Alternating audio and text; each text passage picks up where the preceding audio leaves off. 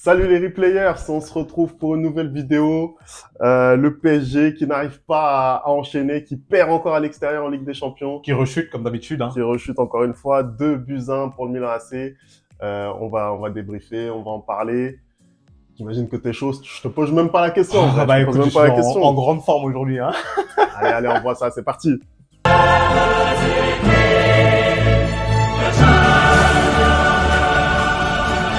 Allez, on commence ce débrief tout de suite.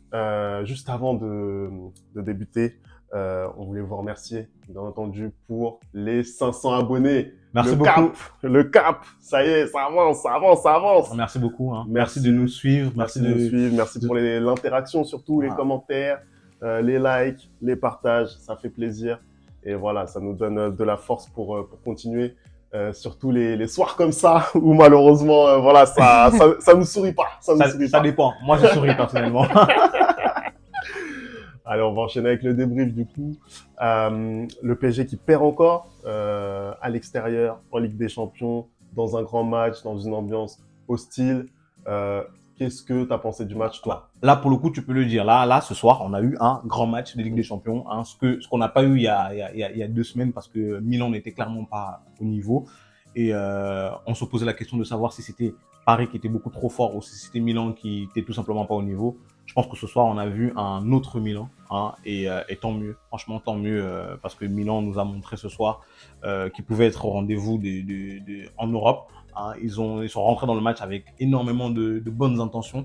Ils ont réussi à presser Paris, même si Paris s'en sort très bien au début du match et arrive à mettre ce but par l'intermédiaire de Skriniar qui est totalement oublié par le marquage de Loftus-Cheek. Hein. Heureusement qu'il fait un gros match après. Il hein, fait un match parce énorme. que Après, c'est vrai que les corners comme ça au premier poteau, c'est compliqué oui, aussi derrière d'intervenir. C'est compliqué d'intervenir. La déviation de Marquinhos, c'est très très bonne. Mais tu l'as dit, très très gros début de match. Le PSG qui arrive à répondre à l'intensité mise par les Milanais. C'est vrai que les Milanais aussi, ils avaient énormément de volonté en ce début de match. ils ont été transfigurés par rapport à la Il y a eu dernière fois. vraiment, pour le coup, dans les 15 premières minutes, des occasions de part et d'autre. Je dirais même que, voilà, au petit jeu des occasions, peut-être le PSG était légèrement au-dessus, mais c'est vrai que, notamment sur les phases en retrait, les centres en retrait, les Milanais ont été extrêmement dangereux en première période. Donc effectivement, ça a été un match, ça a été un match très débridé.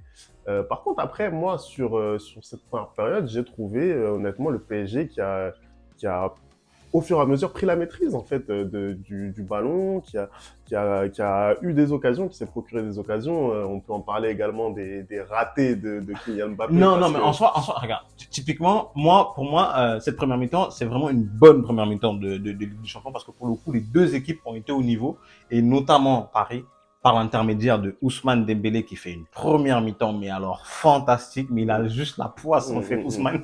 Non, il faut le dire. C'est le dernier geste. Pour l'instant, son dernier geste encore est pas réussi. Et il a aussi la poisse parce que ses deux coéquipiers d'attaque ne sont pas au niveau en première mi-temps. Je suis désolé, que ce soit à Lokomwani ou Mobutu Mbappé, hein, les deux n'étaient pas au niveau. Clairement, pour le coup, Mbappé, je pense que tout le match, lui, pour le coup, ça a été tout le match. Milan a trouvé la formule ce soir. Ils ont réussi à le museler. Ils ont réussi à faire en sorte qu'il soit absolument pas dangereux ce soir. À l'inverse de Ousmane, qui pour le coup a manqué de réussite. Il a vraiment manqué de réussite aujourd'hui. Moi, je suis assez d'accord. C'est vrai que la première mi-temps d'Ousmane Dembélé, elle est très très bonne. Je trouve que voilà, au niveau des prises de balles, en fait, c'est là où on a vu la différence. Tout de suite, il était orienté vers l'avant, tout de suite pour vouloir faire mal à son vis-à-vis. Et c'est vrai que voilà, ça a défendu énormément sur le reculoir. Sur ce côté-là. C'est ce que je te disais quand on a débriefé le match du Real Sociedad contre le Barça. Je te disais qu'un Takekubo, un Ousmane Dembélé, c'est des joueurs que j'apprécie parce que chaque fois qu'ils ont le ballon, ils sont vers l'avant, ils ont la volonté de casser les reins à leur vis-à-vis, ils ont la volonté de créer quelque chose. Et des fois, ça va pas marcher. Mais là, première mi-temps, ça a super bien marché. Après, pour le en coup, deuxième mi-temps, c'était plus compliqué. C'est pas tout le temps que Dembélé nous gratifie de ce genre de match. C'est-à-dire à la fois cette volonté d'aller vers l'avant, et aussi les bonnes prises de décision. Parce que c'est vrai que là, je pense que, tu l'as dit, c'est vraiment un manque de réussite qui fait qu'il n'arrive pas à ouvrir son compteur avec le PSG. Il a besoin, comme on dit chez moi, il a besoin d'aller au village, se laver et revenir jouer au football. Parce que c'est pas normal d'être aussi poisseux. C'est pas normal d'avoir autant la poisse, en fait. Mais en réalité, même dans ses contrôles, etc., aujourd'hui, je l'ai trouvé beaucoup plus en réussite. Et ça a été une prestation beaucoup plus conforme à ce qu'on attend de Ousmane Dembélé. Après, voilà, cette première période, moi, je réitère, hein, je trouve que la première période du PSG, globalement, elle est bonne. Et hormis voilà, les 15-20 premières minutes, on a vu que c'était vraiment un attaque-défense et que ça se répondait du tac au tac. Je trouve que les Parisiens, derrière, après, ils ont pris l'ascendant. Et pour moi, il y a une certaine forme de maîtrise. C'est ce qui diffère pour moi par rapport au match contre Newcastle. Oui, mais après, là, moi, la différence que moi j'ai du coup avec le premier match contre Milan où il gagne 3-0, c'est que là, pour le coup, malgré cette maîtrise parisienne, Milan a eu du répondant. C'est-à-dire que d'ailleurs, Paris marque, tout de suite après, 4 minutes après, Milan égalise par l'intermédiaire de Leao. Magnifique retourné, hein, vraiment, c'est un très beau but. D'ailleurs, là-dessus, il a quand même le temps de faire son retourné très tranquillement.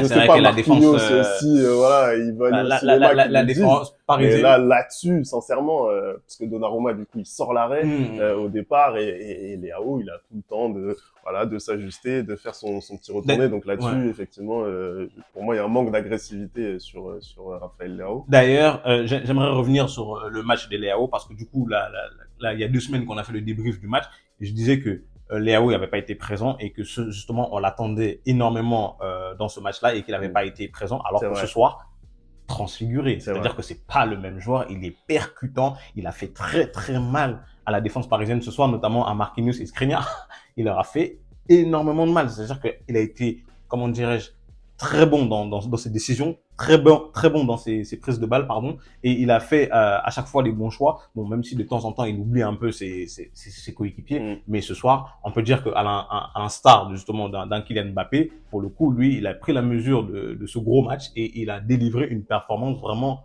dantesque. Et en plus de ça, il y a le repli défensif de Raphaël Leao. Il a fait énormément d'efforts, bien de ballons. Tu vois vraiment qu'il voulait gagner ce match-là. Dans sa surface, et il y avait, comme tu l'as dit, vraiment la volonté de s'imposer, de relancer Milan dans cette Ligue des Champions. On peut peut-être parler aussi de la prestation du milieu de terrain parisien, parce que effectivement, là, on les attendait. C'était le gros test après Newcastle où Luis Enrique a un petit peu brouillé les pistes, on va dire. Avec sa composition d'équipe. Là, voilà, c'était l'équipe type depuis le début de saison. En 4-3-3, formation idéale. Exactement. Qu'est-ce que toi, tu as pensé surtout de la prestation des milieux de terrain? En fait, c'est une prestation assez compliquée à jauger parce que, comme tu l'as dit, le match est assez fou. Donc, il y avait des actions un peu à gauche, à droite. On a par moment sauté le milieu de terrain, du coup, pour avoir ces occasions-là. Mais petit à petit, ils ont retrouvé la maîtrise en phase offensive.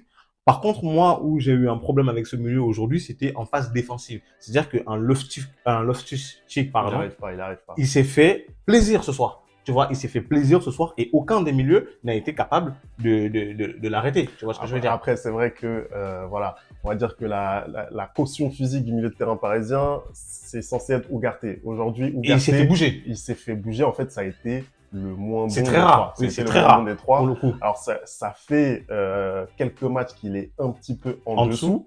Mais là, ce soir, il est vraiment passé au travers, il faut le dire. Pour moi, bon, tu l'attends pas forcément dans la relance, dans le petit jeu, etc. Mais même dans l'impact physique, il s'est fait bouger. Il fait les mauvais choix. Parfois, il glisse. Enfin, ça a été vraiment un non-match de sa part. Et c'est vrai que Loftus-Cheek, sur ce match-là, il s'est régalé. Et ça, pour moi, c'est une des grosses différences avec le match aller. Après, pour le reste, voilà, que ce soit Zaïre Emery ou Vitinha, je pense qu'ils font leur match. Vitinha, on l'a vu en première période notamment beaucoup plus axial. Moi, je le trouve très intéressant dans ce rôle-là, plutôt qu'un Vitinha qui va mordre la ligne comme ça. À gauche, ouais. À gauche. Voilà, c'est c'est ce que moi je peux dire du milieu de terrain. Hum.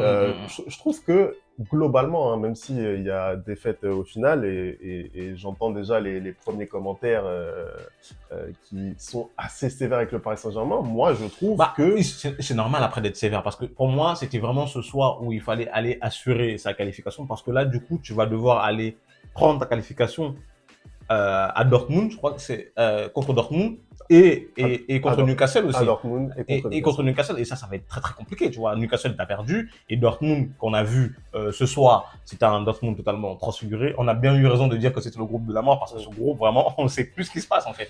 Après, c'est vrai que voilà, là, le PSG, pour moi, ils sont au-dessus de Newcastle. Les sorties qu'ils ont fait au Parc des Princes ont été très bonnes, je trouve. Les oppositions peut-être contestables, mais en tout cas, les sorties qui ont été effectuées au Parc des Princes côté parisien sont très très Bah, bonnes. généralement, c'est à l'extérieur qu'ils ont du mal. À Exactement. domicile, généralement, ça Exactement. va un peu mieux pour eux, mais à Donc l'extérieur. je les vois gagner contre Newcastle et certainement se qualifier. En revanche, c'est la première place du groupe qui clairement ce soir est en danger parce Moi, que il faudra forcément faire un résultat Moi, à Dortmund moi je te pour l'ai être premier. dit, je pense que quand on a fait les pronostics, je t'ai dit que je voyais Dortmund premier du groupe et Paris deuxième. Mm. Je le maintiens toujours, je le maintiens toujours. Et d'autant plus quand je vois par exemple la naïveté et la passivité de la défense parisienne sur le deuxième but.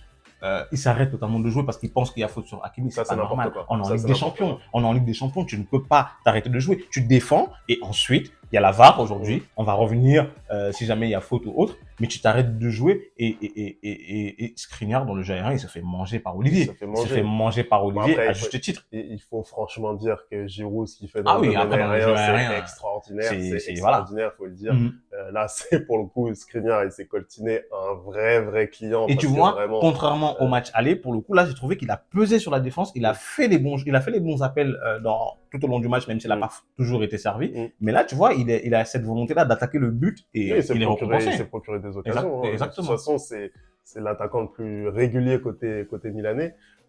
Mais pour revenir sur Skriniar, moi, j'ai pas trouvé qu'il ait fait un mauvais match, hein, au-delà de son but. Moi, Ouais, il fait quand même beaucoup de fautes. Il se fait prendre de vitesse plein de fois quand Après, même. forcément, la vitesse de Léao, elle a mis en difficulté tous les joueurs parisiens. Je pense que ce soir, Ça, y a rien à dire. t'as un Kipembe, c'est un peu différent de Skriniar. Je pense qu'il a Je suis pas manqué, certain. Je il suis a pas manqué certain. d'expérience dans le sens où, bon, il met un très beau but, mais il a manqué d'expérience dans le sens où un Léao, par exemple, typiquement sur le genre de joueur, je pense que si dès le début du match, tu lui fais tu vois, une petite grosse faute pour lui faire comprendre, hé gros, je suis là, il fait pas le même match, tu vois. Et je pense qu'un Kipembe est plus à même de faire ce genre de faute-là qu'un Skriniar que j'ai trouvé un peu trop tendre ce soir, franchement. Moi, je trouve que dans les 1 contre 1, là, sur le match de ce soir, moi, je l'ai trouvé bon. Depuis le début de saison, moi, je le trouve pas impérial en Skriniar, je le trouve moyen. Là, ce soir, je l'ai trouvé bon. Alors, forcément, il y a le déficit de vitesse. Non, mais Encore une ouais, fois, mais là-dessus, là, en vitesse, je pense qu'il peut pas faire grand-chose. Mais non, moi, je l'ai trouvé plutôt bon et je trouve que ça marche bien avec Marquinhos. Là, sur ce match-là, Marquinhos aussi, je l'ai trouvé bon. Et vraiment, en fait, tu as raison de le souligner, c'est vraiment sur les détails, en fait, où le PSG, voilà, il doit faire mieux. C'est-à-dire que en face, c'est un grand club de la Ligue des Champions. Voilà, il y a San Siro, c'est la grosse ambiance, c'est les tifosi qui clashent Mhm. Ouais, Donnarumma, Donnarumma, le pauvre, c'est, il a vécu une soirée comment dire, difficile, même s'il a été très bon d'ailleurs. voilà, il a été bon. Mhm. C'est les voilà, c'est les ramasseurs de balles qui te donnent pas la balle rapidement. C'est normal, c'est la C'est Ligue tout des ça Champions. qu'il faut Mhm. appréhender. Mhm. Et là-dessus, en fait, je pense que PSG, il a encore un cap à passer. Après, footballistiquement, pour revenir sur la deuxième période, voilà. Ils ont été un peu en dessous quand même en deuxième période, je trouve. En deuxième D'ailleurs, période, qu'est-ce que tu as pensé des remplacements? Est-ce que tu trouves que Kang Ling In ou Fabien Ruiz ou Mukele, pardon, ou Gonzalo Ramos ont apporté quelque chose vraiment à cette équipe parisienne en deuxième mi-temps? écoute, Luis Enrique, il fait les remplacements assez vite, hein, puisque Ça, c'est quelque chose que j'aime beaucoup, hein, contrairement à son homologue de Madrid. voilà, il décide très rapidement, hein. Je crois 10 minutes après le début de la deuxième période, il décide de faire les changements. Écoute, déjà pour parler des titulaires, en l'occurrence là, Randal Colomwani, euh, fait, 90 millions. il fait un match compliqué dans la mesure où Mais c'est pas possible, mais, non, mais arrête de est-ce le que- défendre, arrête de le défendre, mais est-ce que que je Colomani, l'ai défendu non, mais dis-moi un Non, mais truc, est-ce que je l'ai dis-moi un défendu truc, est-ce que Colomani, Est-ce que je l'ai est-ce que défendu Colomani, il a tes À nudes? quel moment Est-ce j'ai dit qu'il a fait un bon match que Colomani, il a tes nudes? Mais à un moment donné, faut arrêter de Mais le le gars défendre. est taré. Le gars, je dis, Non, mais un il a un match truc, compliqué. Colomani, il a un truc sur Il lui. fait un Colomani, match il a un truc compliqué, sur il lui. me dit que je le défends. Non. Mais Non, mais complètement dire qu'il taré. a fait un match compliqué, c'est comme si tu t'essaies de défendre son match. Bah, après, il faut se rendre à l'évidence. Colomboigny, il a zéro opportunité Voilà, dans ce voilà, match. vous Il a voyez, zéro je savais. opportunité. Je Non, le mais connais c'est par vrai. cœur. Non, mais Je après- le connais par Non, mais c'est cœur. factuel. Je C'est- savais que t'allais aller Non, mais là-bas. Je savais c'est- que t'allais non, aller mais là-bas. C'est factuel. C'est factuel. Là où un Kylian Mbappé, il a réussi à avoir certaines opportunités, ça n'a pas été le cas de Mais c'est la faute à Colomboigny qui ce soir. C'est la faute à qui? Mais c'est la faute aux gens qui ne le servent pas. Non, mais C'est un attaquant. C'est un attaquant. C'est un numéro 9. C'est un finisseur. Après, il faut dire la vérité. Il faut dire la Moi, je vérité. suis désolé. Dans le jeu de remise, comment dire, dans les contrôles, Mhm. dans les passes, etc. Il est en difficulté. Il est en difficulté. Moi, j'ai écouté son interview hier. Ouais. Voilà, il a dit que effectivement, dans ce secteur du jeu, il avait énormément de mal, que à Francfort, il évoluait plutôt dans un style où il devait plutôt prendre la profondeur et que là, effectivement, il est en difficulté. Moi, il je l'a suis désolé. reconnu et on l'a tous vu. Moi, je Voilà. suis désolé. Je pense que depuis le début de la saison, Randal Kolo Moisi, il jouit Ouais. d'une, comment dire, d'une immunité qui n'est pas justifiée. C'est-à-dire Non. qu'aujourd'hui, Alors là, non. il a beaucoup plus de temps de Alors là, jeu non. il a beaucoup plus de temps Alors que là, non. laisse-moi finir. Il a beaucoup Je te plus de laisse pas temps finir. que Gonzalo Ouais, Ramos, c'est- alors que Gonzalo Ramos, il mériterait d'avoir un peu plus de temps de jeu. Je suis désolé, le rendement que Colomani a depuis le début de la saison ne mérite pas son temps de jeu. Et Aujourd'hui, on doit faire des changements. Aujourd'hui, on doit peut-être un peu plus laisser Ramos lui donner le même temps de jeu que Colomani pour voir s'il arrive à s'imposer. Mais clairement, aujourd'hui, Colomani n'est pas au niveau. Écoute. Randall Florent Pagny n'est pas au niveau. Écoute, C'est moi pas je le sais mien. pas de quelle immunité tu parles parce que effectivement, Randal Colomwani, il est très critiqué depuis son arrivée au Paris Saint-Germain. Gonzalo Ramos, il a eu le temps, il a eu tout un mois d'août pour s'imposer au sein de cette attaque parisienne. Il ne l'a pas fait. Maintenant que Randal Colomwani ne marque pas, on va pas nous dire que Ramos c'est la solution miracle. D'autant plus que Gonzalo Ramos, il nous fait une entrée. Mais elle est cataclysmique. Non, mais encore une fois. mais c'est difficile Elle de est rentrer dans ces cataclysmique. conditions-là. Ah bah, C'est bah, difficile de voilà. rentrer dans ces Et bah voilà, là Tu sais c'est quoi difficile. Tu sais quoi Là, c'est Tu me difficile. diras Là, c'est combien d'argent difficile. tu dois à Randall Colomani. Tu me diras combien d'argent il te donne. Non, mais parce que Tu me diras moi, j'ai combien d'argent il l'impression- te donne. Moi j'ai l'impression que Gonzalo Ramos, on l'a acheté 3 euros en fait. Non, mais Moi, non mais vraiment, j'ai pas dit quand ça. j'écoute les J'ai pas gens, dit ça. j'ai l'impression que Gonzalo Ramos, c'est 10 balles mon En tout frère. cas, Gonzalo Ramos c'est 80. en tout cas, Gonzalo Ramos c'est 80. en tout cas, T'en Gonzalo as un Ramos, c'est 70 plus 20, l'autre c'est 80. Gonzalo Non, mais Ramos, qu'on soit il y a, d'accord. il y a Parce que- personne, il y a personne qui a dit que c'était le transfert de l'été. On va se quitter là-dessus. Hein. Il y a personne qui a dit que Gonzalo Ramos était le transfert de l'été, hein, contrairement à Randall, Colo, Moisi, une fois de plus. Non, non. Bon, après, on va, voilà. Sur les remplaçants, donc je l'ai dit, hein, Ramos, effectivement, ça a été un match là aussi très difficile pour lui.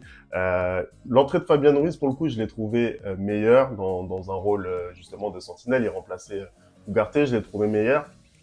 Quand Guinli, voilà, il se procure une grosse occasion. Il a essaye deux doigts de marquer. Ouais. Il a deux doigts de marquer, il essaye de faire des différences. Donc, je pense qu'il aurait pu voilà, postuler à une place de titulaire si jamais il n'était pas légèrement blessé avant le match. Voilà, je trouve que les entrées, bon, voilà, elles sont mitigées.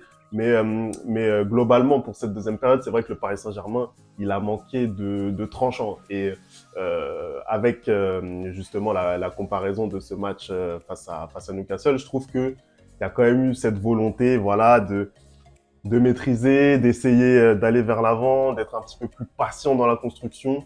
Pour moi, ça ressemble davantage à une équipe qui veut aller loin en Ligue des Champions, qui se prétend être une grande équipe, que le match face à Newcastle. Après, forcément, il y a à redire, le PSG, il a ronronné, il s'est pas procuré d'occasion. Donc ça, c'est vraiment un axe d'amélioration.